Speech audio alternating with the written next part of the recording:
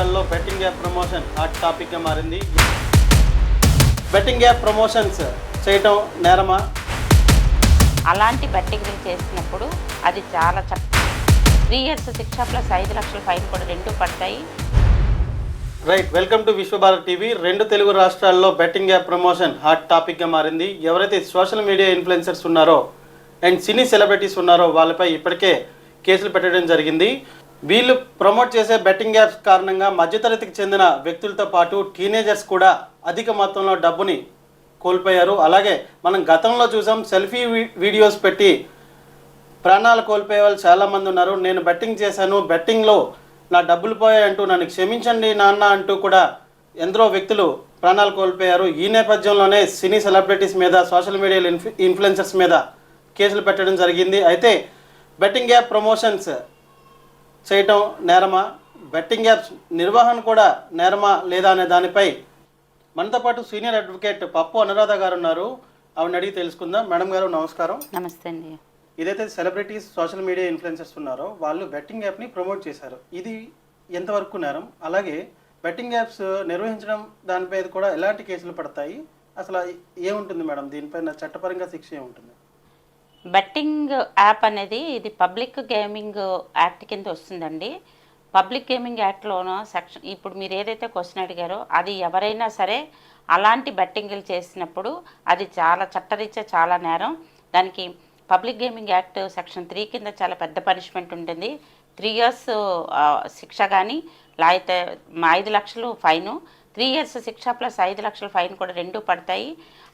అవి చేయడం, ఆ గేమింగ్ అది చేయడం చాలా చట్టరీత్యా చాలా నేరం.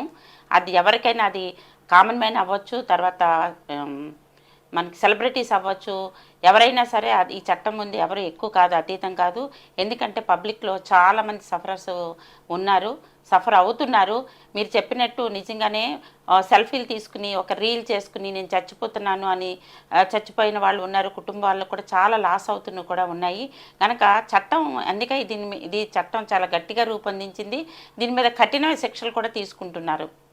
బెట్టింగ్ యాప్ పై యాక్ట్స్ అంటే ఇలాంటి ఐటీ యాక్ట్ ఎంతవరకు సపోర్ట్ చేస్తుంది మేడం? బెట్టింగ్ యాప్ రాంగ్, అది ప్రమోషన్ చేయకూడదు, చట్టపరంగా నేరం అనే దానిపైన ఐటీ యాక్ట్ ఎంతవరకు? అదండి, ఐటీ ఇన్ఫర్మేషన్ టెక్నాలజీ యాక్ట్ అని 2000లో మనకి గవర్నమెంట్ రూపొందించింది. ఆ సెక్షన్ ప్రకారంగా అయితే మాత్రం సెక్షన్ 67A దీని ప్రకారంగా ఎవరైతే ఈ బెట్టింగ్ యాప్ రన్ చేస్తూ దీనికి ప్రమోషన్స్ చేస్తున్నారో వాళ్ళందరి మీద కఠినమైన నిర్ణయాలు శిక్షలు ఆపాదించాలని, శిక్షించాలని కూడా గవర్నమెంట్ ఈ ఐటీ సెక్షన్ని రూపొందించడం జరిగింది. దీనివల్ల ఇదివరకు చాలామంది శిక్షలు అనుభవించిన వాళ్ళు కూడా ఉన్నారు. ఇప్పుడు సెలబ్రిటీలు కూడా చిన్న చిన్న గేమింగ్ యాప్స్లో సెలబ్రిటీలు ప్రమోషన్స్ చాలా ఎక్కువైపోయినాయి. మనీ లాండరింగ్లో కూడా ప్రమోషన్స్ ఎక్కువ.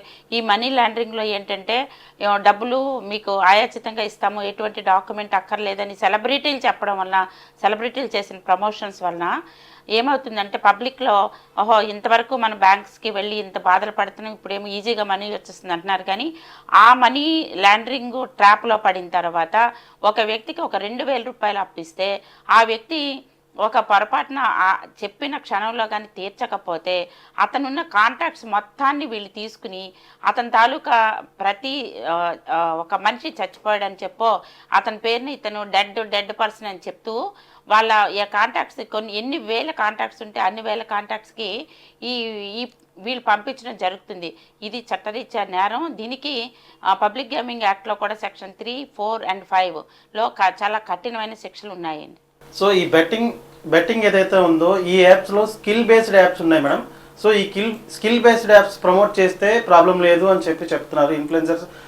దాని మీద ఎలా ఉంటుంది అసలు చట్టపరంగా? అది స్కిల్ బేస్కి సంబంధించి ఏమైనా ఎగ్జామ్షన్ ఉందా?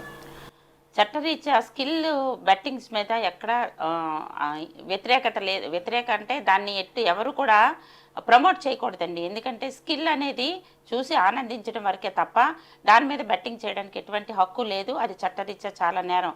ఎందుకంటే మీకు అందరికీ తెలిసిన విషయమే, క్రికెట్ మీద చాలామంది బెట్టింగ్స్ కడుతూ ఉంటారు. అప్పుడు ప్రభుత్వం ఎక్కడైతే అలాంటి బెట్టింగ్ గేమింగ్ జరుగుతుందో ఇమీడియట్గా వాళ్ళని అరెస్ట్ చేసి రిమాండ్కి పంపించడం కూడా జరుగుతుంది.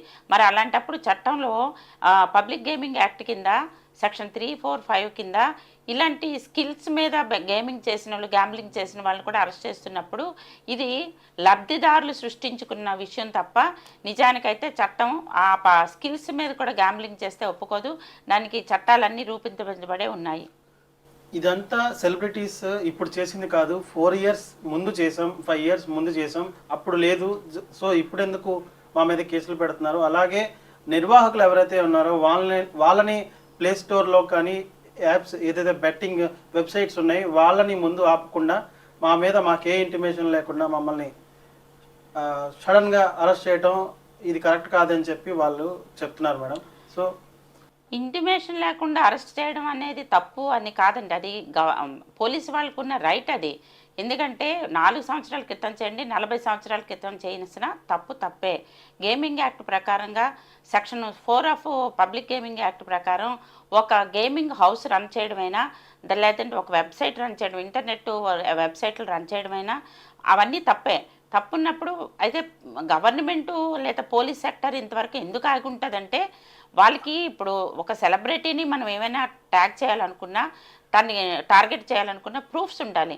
ఆ ప్రూఫ్స్ అన్నీ దొరికినంత వరకు వాళ్ళు వెయిట్ చేస్తారు. విత్ ప్రూఫ్సే వాళ్ళు అరెస్ట్ చూపించాలి కనుక ఇప్పుడు చేస్తున్నారు. అది ఇప్పుడు చేశారా, రేపు చేశారా, లేకపోతే 25 సంవత్సరాల క్రితం చేశారా అనేది అక్కడ కాదు. తప్పు ఎప్పుడూ తప్పే.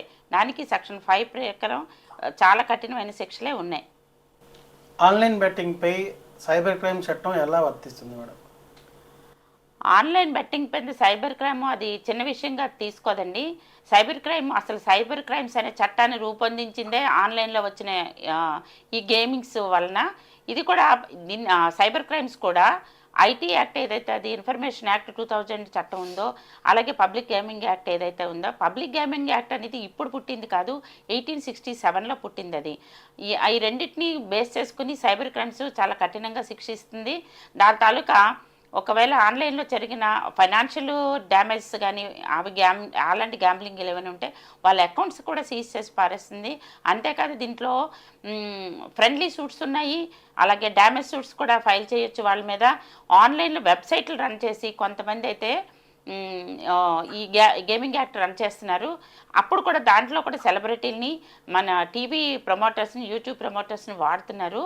ఇది చట్టరీత్యా నేరం. దానికి సెక్షన్ 4 కింద వాళ్ళకి సివియర్ పనిష్మెంట్సే ఉన్నాయండి. బెట్టింగ్ యాప్ ద్వారా బెట్టింగ్ చేసి నష్టపోయిన ప్రజలకు వాళ్ళకి పరిహారం దొరికేందుకు ఏ విధమైన చట్టాలు ఉన్నాయి, ఎలా తీసుకోవచ్చు? బెట్టింగ్ యాక్ట్ ద్వారా సఫర్ అయిన ప్రజలు ఎవరైతే ఉన్నారో వాళ్ళ కోసం చట్టాలు చాలా ఉన్నాయండి.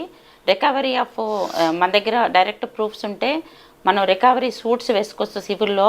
అలాగే కాకుండా ఈ గ్యాంబ్లింగ్ యాక్ట్లో కూడా సెక్షన్ 5 చివరిలో ఏం చెప్తుందంటే, ఎవరి వలన అయితే మనం నష్టపోయామో అది సబ్జెక్టివ్ కండిషన్ మంచి ప్రూఫ్స్ చూపించగలిగితే వాళ్ళ ఆస్తుల ద్వారా రికవరీ చేయొచ్చు. అంతేకాకుండా పర్సనల్ క్రైమ్స్ రిజిస్టర్ చేసి వాళ్ళని అరెస్ట్ కూడా చేయించవచ్చు అని సెక్షన్ 5 లాస్ట్లో పబ్లిక్ గ్యాంబ్లింగ్ యాక్ట్లో అది చెప్తారు. కనుక ఈ రెమెడీస్ని బేస్ చేసుకుని నష్టపోయిన వాళ్ళకి నష్టపరిహారం కింద గవర్నమెంట్ నుంచి కానీ కోర్టు ద్వారా కానీ మన అర్జీలు పెట్టుకుని దాని ద్వారా రికవరీ చేసుకునే అవకాశాలు చాలా ఉన్నాయి. ఈ రకంగా ఈ పబ్లిక్ గేమింగ్ యాక్ట్లో ఈ చట్టాన్ని రికవరీ చట్టాలను కూడా పొందుపరచడం జరిగింది. ఇదైతే గేమింగ్ బెట్టింగ్ యాప్స్ ఉన్నాయో వాటిపై అవగాహన కల్పించేందుకు ప్రజల్లో ఏ విధమైన చట్టాలను మనం ఉపయోగించవచ్చు? బెట్టింగ్ యాక్ట్ గురించి ప్రజల్లో అవగాహన కల్పించడానికి ముందు మనం చట్టాల మీద అవగాహన సదస్సులు నిర్వహించాలి. ఏవైతే చట్టాలు ఉన్నాయో, సైబర్ క్రైమ్స్ అనేది కొంతమందికే తెలుసు. ఇప్పుడు నేను చెప్పాను ఇన్ఫర్మేషన్ టెక్నాలజీ 2000 చట్టం ఉంది, అది ఎవరికి ప్రజలకి తెలియదు. అలాగే ది పబ్లిక్ గేమింగ్ యాక్ట్ అనేది కూడా ఎవరికీ తెలియదు. వీటిని ఏం చేయాలంటే త్రూ సోషల్ మీడియా, లేకపోతే అవేర్నెస్ క్యాంపులు కాలేజ్లో కానీ, మగపిల్లలు ఉన్న హాస్టల్స్లో కానీ ఈ చట్టాలన్నిటి గురించి అవగాహన సదస్సులు నిర్వహించి చట్టాల్లో ఏవైతే మనకి రెమెడీస్ ఉన్నాయో అనేది వాళ్ళకి చెప్పాలి. చెప్పిన తర్వాత దాంట్లో పనిష్మెంట్ బేస్డ్ కూడా మనం చెప్పినప్పుడు ఈ యువత కానీ లేకపోతే ఎవరైతే నీడీ పర్సన్స్ ఉన్నారో, అది యువతే కాదు కొంతమంది పెద్దవాళ్ళు కూడా ఇలాంటి ఉచ్చుల్లో ఇరుక్కుపోతున్నారు. అలాంటి వ్యక్తులకి ఒకరి ద్వారా అయినా సరే తెలుసుకుని వాళ్ళు ఇలాంటి గ్యాంబ్లింగ్లోకి వెళ్లకుండా తమను కంట్రోల్ చేసుకునే అవకాశం ఉంటుందండి. రైట్ మేడం, యువతకి మీరు ఇప్పుడున్న యువతకి బెట్టింగ్ యాప్స్ని వాడకూడదు అని చెప్పే విషయంలో మీరు ఏ రకమైన మెసేజ్ ఇస్తారు? ఇది మనం ఇప్పుడే మీకు చెప్పాను, మన సోషల్ మీడియా ద్వారా కానీ లేకపోతే మన మీడియా ద్వారా కానీ యువతనికి మాత్రం ఈ విషయంలోనే చాలా అవగాహన తీసుకురావాలి. ఎందుకంటే మనం కష్టపడి సంపాదించుకున్న ఒక రూపాయి అయినా సరే దాన్ని డెవలప్ చేసుకుని ముందుకెళ్ళచ్చు. ఇలా ఆయాచితంగా వచ్చిన గేమింగ్స్లోకి వెళ్ళామనుకోండి మన జీవితం నాశనం అయిపోతుంది అన్నది మనం మీడియా ద్వారా మంచిని ఎప్పుడూ తీసుకోవట్లేదు, చెడునే తీసుకుంటున్నారు. అలాగే షార్ట్ స్పాన్లోనే డబ్బులు ఎర్న్ చేయడం విషయంలోనే ఈ గ్యాంబ్లింగ్ అనే దాంట్లో ఇన్వాల్వ్ అవుతున్నారు.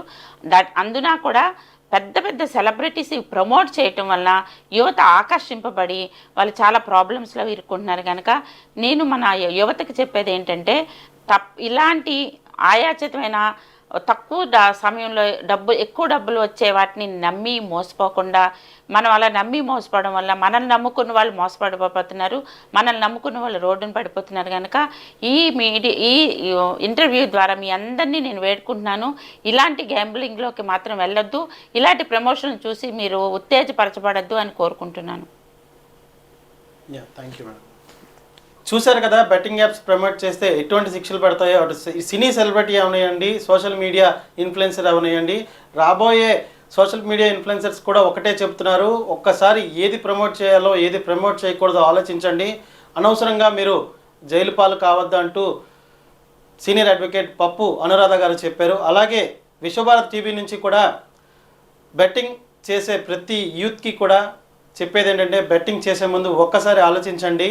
మీ పేరెంట్స్ మీ వెనక ఉన్నారు, మీ ఫ్యామిలీ మీ వెనక ఉంది, వాళ్ళ కోసం ఆలోచించి బెట్టింగ్ని పక్కన పెట్టండి. అలాగే ఎవరైతే సోషల్ మీడియా ఇన్ఫ్లుయెన్సర్స్ ఉన్నారో వాళ్ళు కూడా ప్రమోట్ చేయొద్దు, ఎందుకంటే మీలాంటి వాళ్ళు ఎంతోమంది మోసపోతున్నారు. సో దాన్ని దృష్టిలో పెట్టుకొని మీరు మీలాగా సోషల్ మీడియా ఇన్ఫ్లుయెన్సర్స్ అయ్యే ప్రతి ఒక్కరికి మీరు ఇన్స్పిరేషన్ అవ్వాలి తప్ప ఇలా అవ్వకూడదు. So thank you. చూస్తూనే ఉండండి విశ్వభారత్ టీవీ.